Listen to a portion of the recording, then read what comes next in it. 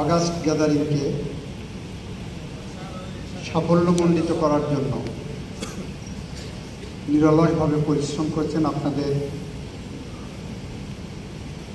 শিক্ষিকা রাকিবা নবী। আমি ওনার সাথে 2 দিন কথা বলেছি, আজকেও কথা বলার পরে মনে হয়েছে ওনার চিন্তায়, চেতনায়, ধ্যানে, শয়নে স্বপনে ওনার ছাত্ররা কাজ করে। এখানে উপস্থিত আপনাদের আইন ফ্যাকাল্টির ডিন মহোদয়, উনিও একইভাবে মুখের দিকে তাকালেই মনে হয় চট্টগ্রাম বিশ্ববিদ্যালয়ের মানচিত্র ভেসে আছে ওনার মুখে।